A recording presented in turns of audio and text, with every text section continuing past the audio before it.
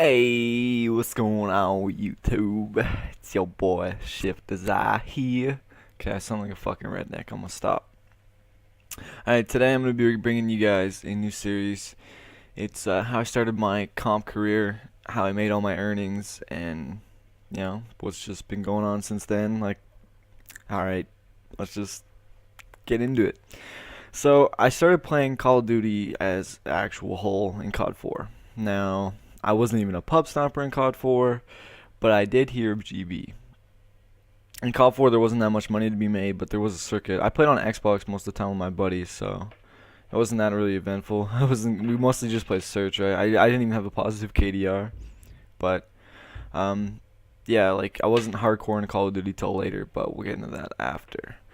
So COD 4, I didn't even get COD 4 till probably 6 months after it came out. Just dude, I didn't even have an Xbox. I had a PlayStation at the time, and all I did was want to play with my buddies.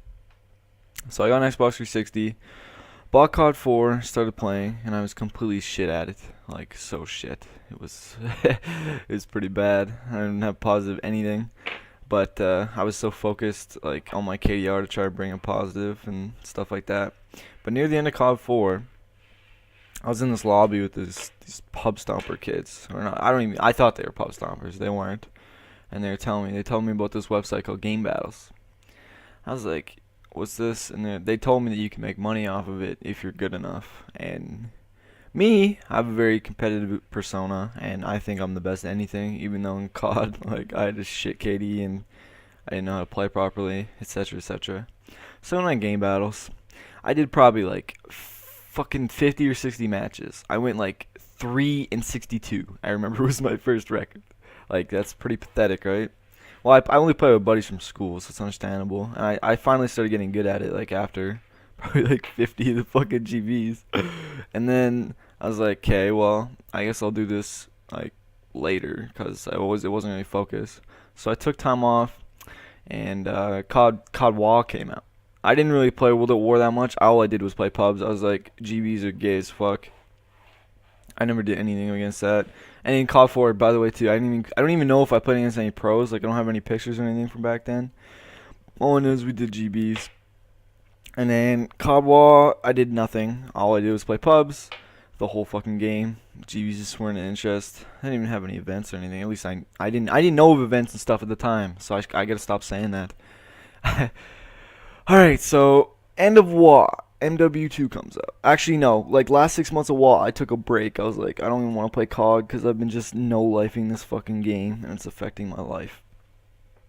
So I was like, okay, let's not play WaW anymore.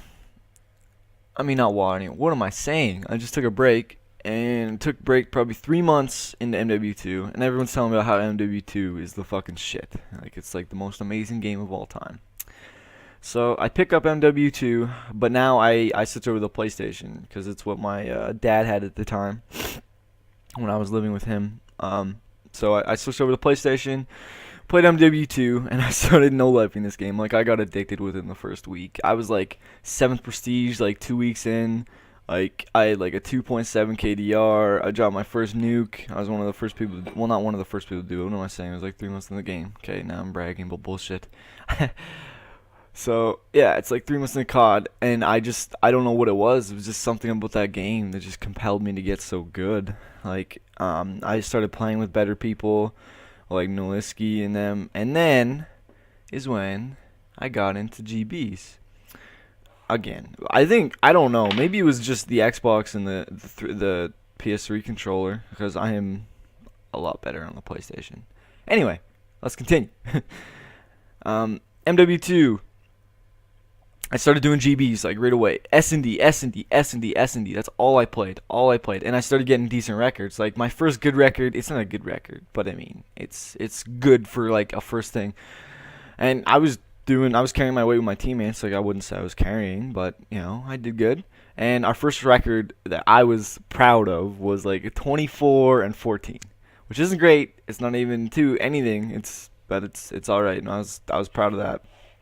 And we keep on remaking, and finally we got to this record of 102 and what is it, 15? We were doing pretty fucking well. Like, we were smacking a lot of top teams and stuff. And that was when the first PCL came out.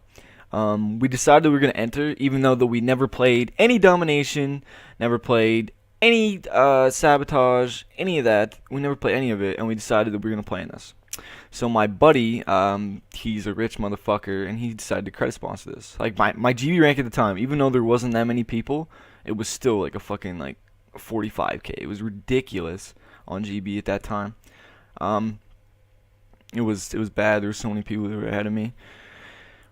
Regardless, anyway, so we played in the PCL. There was 32 teams, and we lost to a team called NIO. I don't even know what it stands for.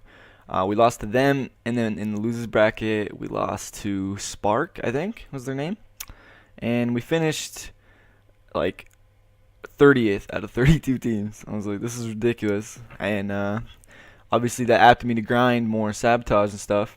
Okay, that's gonna be the end of this episode because it's like 6 minutes long already.